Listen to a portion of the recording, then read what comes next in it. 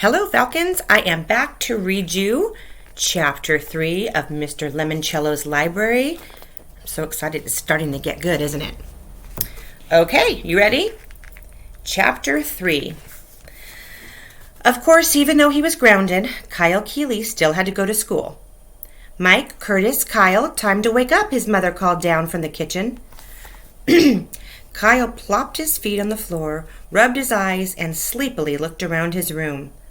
The computer, handed down from his brother Curtis, was sitting on the desk that used to belong to his other brother Mike.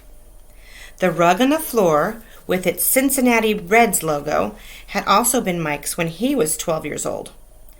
The books lined up in his bookcase had been lined up on Mike and Curtis's shelves, except the ones Kyle got each year for Christmas from his grandmother. He still hadn't read last year's edition. Kyle wasn't big on books, unless they were the instruction manual or hint guide to a video game. He had a Sony PlayStation set up in the family room. It wasn't the high-def Blu-ray PS3. It was the one Santa had brought Mike maybe 4 years earlier. Mike kept the brand-new Blu-ray model locked up in his bedroom. But still, clunker that it was, the 4-year-old gaming console in the family room worked. Except this week. Well, it worked, but Kyle's dad has taken away his TV and computer privileges. So unless he just wanted to hear the hard drive hum, there was really no point in firing up the PlayStation until the next Sunday when his sentence ended. "When you're grounded in this house," his father had said, "you're grounded." If Kyle needed a computer for homework during this last week of school, he could use his mom's, the one in the kitchen. His mom had no games on her computer. Okay, she had Diner Dash, but that really didn't count. Being grounded in the Keeley household meant you couldn't do anything except, as his dad put it, think about what you did that caused you to be grounded. Kyle knew what he had done. He'd broken a window. But hey, I also beat my big brothers. "Good morning, Kyle," his mom said when he hit the kitchen. She was sitting at her computer desk, sipping coffee and tapping keys. "Grab a toaster tart for breakfast." Curtis and Mike were already in the kitchen, chowing down on the last good toaster tarts, the frosted cupcake swirls. They'd left Kyle the unfrosted brown sugar cinnamon, the ones that tasted like the box they came in. New library opens Friday, just in time for summer vacation," Kyle's mom mumbled, reading her computer screen. "Been 12 years since they tore down the old one. Listen to this voice.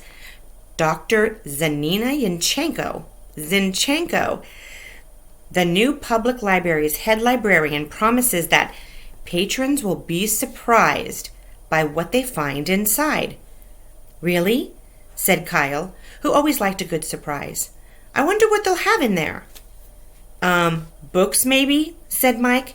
"It's a library, Kyle." "Still," said Curtis, "I can't wait to get my new library card." "Because you're a nerd," said Mike. "I prefer the term geek," said Curtis. "Well, I gotta go," said Kyle, grabbing his backpack. "Don't want to miss the bus." He hurried out the door. What Kyle really didn't want to miss were his friends. A lot of them had Sony PSPs and Nintendo 3DSs, loaded with lots and lots of games. Kyle fist-bumped and knuckle-knocked his way up the bus aisle to his usual seat. Almost everyone wanted to say hey to him, except, of course, Sierra Russell. Like always, Sierra, who was always also a 7th grader, was sitting in the back of the bus, her nose buried in a book. Probably one of those about girls who lived in tiny houses on the prairie or something. Ever since her parents divorced and her dad moved out of town, Sierra Russell had been incredibly quiet and spent all of her free time reading. "Nice shirt," said Akemi Hughes as Kyle slid into the seat next to her. "Thanks. It used to be Mike's." "Doesn't matter. It's still cool." Akemi's mother was Asian, her dad Irish. She had very long jet black hair, extremely blue eyes, and a ton of freckles. "What are you playing?" Kyle asked, because Akemi was frantically working the controls of her PSP 3000. Squirrel Squad, said Akimi. One of Mr. Lemoncello's best, said Kyle, who had the same game on his PlayStation. The one he couldn't play with for a week. You need a hand? Nah. Watch out for the beehive. I know about the beehives, Kyle. I was just saying.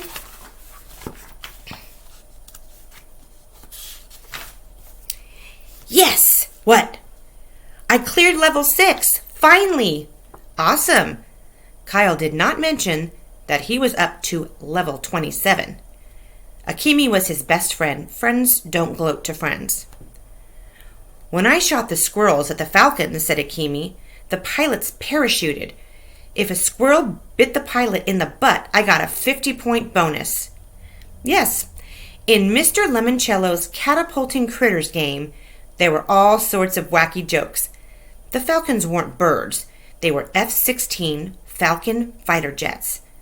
And the squirrels? They were nuts, totally bonkers, with swirly whirlpool eyes. They flew through the air jabbering gibberish. They bit butts. This was one of the main reasons why Kyle thought that everything that came out of Mr. Lemoncello's imagination factory, board games, puzzles, video games, was amazingly awesome. For Mr. Lemoncello, a game wasn't just a game if it wasn't a little goofy around the edges. So did you pick up the bonus code? Asked Kyle. Huh? In the freeze frame there.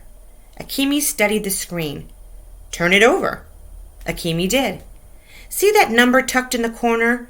Type that in the next time the home screen asks you for your password. Why? What happens? You'll see. Akimi slugged him in the arm. What? Well, don't be surprised if you start flinging flaming squirrels on level 7. Get out! Try it. You'll see. I will. This afternoon. So, did you write your extra credit essay? Huh? What essay? The one that's due today? About the new public library? Refresh my memory. Akimi sighed.